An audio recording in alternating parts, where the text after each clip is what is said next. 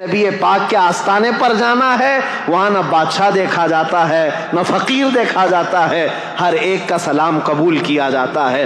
بلکہ میں تو آپ کو بتاؤں، ہزاروں نہیں لاکھوں لوگ وہاں پر سلام پیش کرتے ہیں۔ ایک وقت کا واقعہ مجھے یاد آتا ہے، ایک خاتون وہ کہتی ہے کہ حضور کی بارگاہ میں گئی، عورتیں جہاں سے سلام کرتی ہیں ساری عورتیں سلام کر رہی تھیں، کچھ عالمہ عورتیں تھیں، وہ میرے آقا کو اچھے اچھے لقب سے سلام کر رہی تھی۔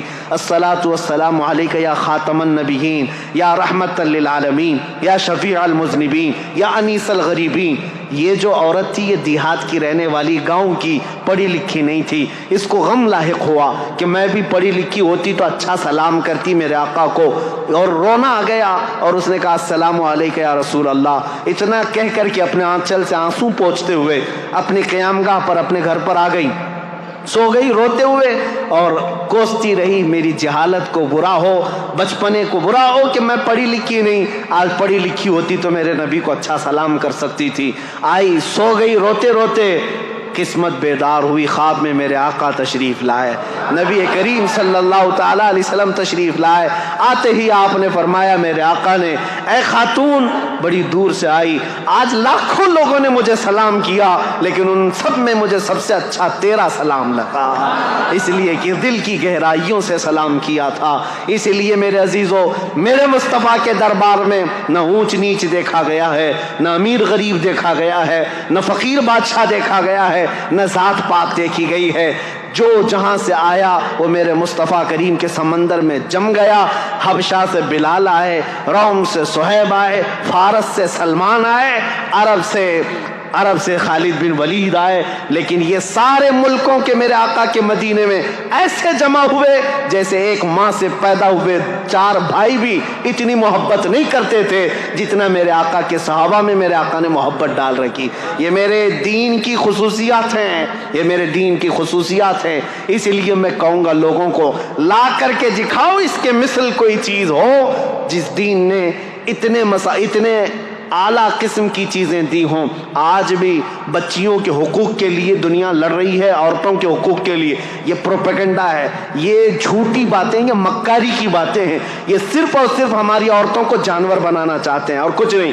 آزادی آزادی، ان کے ہاتھوں میں پلے کارڈ دے کر کے ان کو سڑکوں پر اتارتے ہیں اور کہتے ہیں آؤ تم بھی۔ چار دیواری ہماری زندگی نہیں۔ پاکستان میں کچھ عورتیں ایسی باہر آئیں، پلے بورڈ پر لکھا ہوا ہے، ہورڈنگز لے کر کے آئی ہیں، چار دیواری ہماری زندگی نہیں، میری مرضی میری زندگی۔ ان عورتوں کو کون بہکا رہا ہے؟ یہ وہی عیاش قسم کے لوگ جنہوں نے عورتوں کو کتوں سے زیادہ اہمیت نہیں دی۔ یہ صرف اپنے ہوس کا نشانہ بنانا چاہتے ہیں، ان کو ننگا کر کے اسٹیج پر لا کر نچاتے ہیں۔ عورتیں یہ سمجھتی ہیں یہ آزادی ہے میری۔ یہ آزادی کون سی خاک آزادی ہے جو تم ہر رات دوسرے مرد کی زینت بن جاتی ہو، ہر رات کسی مرد کے بستر کو گرم کرنے لگ جاتی ہو؟ یہ کون سی آزادی ہے؟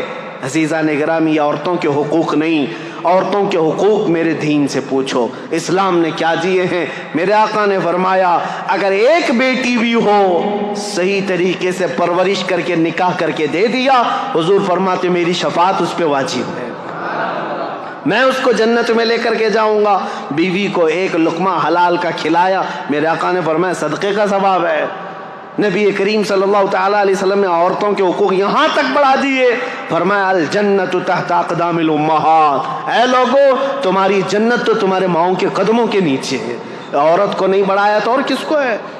آج وہ لوگ سوال کرتے ہیں جو عورتوں کو جانوروں کی طرح جینے پر مجبور کر رکھا ہے۔ بہرحال میری یہ گفتگو طویل ہوتی چلی جائے گی۔ یہ قصہ لطیف ابھی نہ تمام ہے، جو کچھ بیاں ہوا وہ آغاز باب تھا۔ عزیزان گرامی وقال، میں اس بات پر اپنی گفتگو کو ختم کرتا ہوں، اسلام کی فطرت میں قدرت نے وہ لچک دی ہے، جتنا ہی دباؤ گے اتنا ہی وہ